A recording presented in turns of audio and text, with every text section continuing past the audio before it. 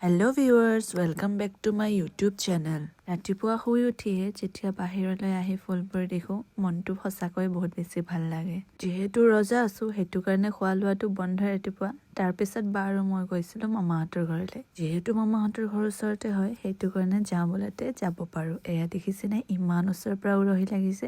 আমি গৈছিলোঁ উৰহি আনিবলৈ।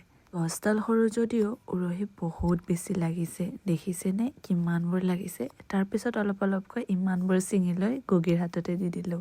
আৰু এয়া বেলেগ ধৰণৰে এডাল উৰহি গছ হয়। এয়া দেখিছেনে একদম সেউজীয়া পৰি আছে, কিন্তু ইয়াতে গুটিবোৰ হোৱা নাই। সেইকাৰণে আমি সেইডাল ইমান এটা নিছিঙিলোঁ। তাৰপিছতে বা আৰু মই মামাহঁতৰ ঘৰৰ পৰা আহিলোঁ। এয়া দেখিছেনে বাৰীৰ পিছফালেদি কিমান ওচৰতে আমাৰ ঘৰ। এয়া আহি পালোঁ ঘৰ, আৰু ৰাস্তাটো দেখিছেনে বতাহ বহুতেই বেছি দিছিলে, সেইটো কাৰণে এনেকুৱা অৱস্থা হৈছে। এয়া দেখিছেনে ইমানবোৰ কল পকিছে। এয়া দাদা দোকানলৈ লৈ যাবলৈ ওলাইছিলে। মই যাব ওলাইছিলোঁ এঠাইলৈ আৰু সি যাব দোকানত, সেইকাৰণে অলপ হেল্পো হৈ গ'ল।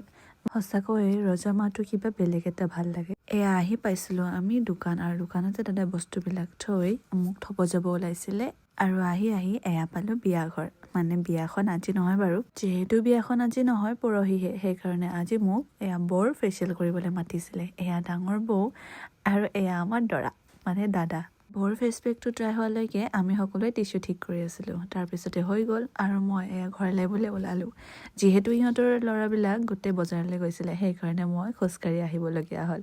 একো নাই বাৰু, যি নেকি ভাল লাগি আছিলে অকলে অকলে খোজকাঢ়ি। বহুদিন পিছত ইমান দূৰ খোজকাঢ়ি আছিলোঁ। তাৰপিছতে আহি এয়া মই তিনিআলি আহি পালোঁ।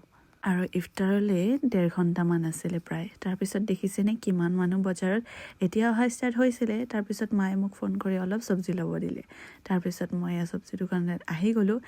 এয়া চব্জি ল'বলৈ ওলালোঁ। এয়া ডেইলি বজাৰ বুলিয়ে ক'ব পাৰি আৰু। তাৰপিছতে মই চব্জি লৈ এয়া আমাৰ দিনেশ দাৰ দোকানত আহি পালোঁ। আহিয়ে চিঙৰা ল'বলৈ ওলাইছিলোঁ। মোৰ নানাও আহি পালে। তেওঁ ক'বলৈ চিঙৰা লাগে। তাকে মোক জোকাই আছিলে যে আধা এনেকৈ ফালি পেলাই খাব লাগিব।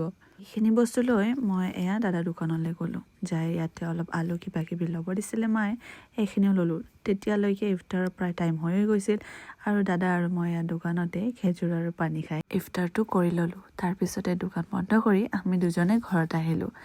এয়া আহি পালোঁ আমি ঘৰ। মায়ে মাতি আছিলে খাবলৈ, যিহেতু আমি ইফতাৰতে তেনেকুৱা কৰা নাই। তাৰপিছতে মই চুজ খুলি পেলাই অলপ মুখ হাত ধুই আহি এয়া খাবলৈ বহিছিলোঁ। আৰু এয়া মায়ে ইমান ধুনীয়াকৈ থৈ দিছিলে খোৱাৰ কাৰণে। ইফতাৰটো কৰি উঠিয়ে গাটো এনেকুৱা পাতল লাগি যায়, কিনো ক'ম আৰু। তাৰপিছত অলপ এলাহো লাগে। সেনেকৈ মই বিচনাতে অলপমান শুই দিলোঁ। আৰু দেখিছেনে বায়ে ইফতাৰ কৰি তামোল খাই আছিলে। আজিলৈ মানে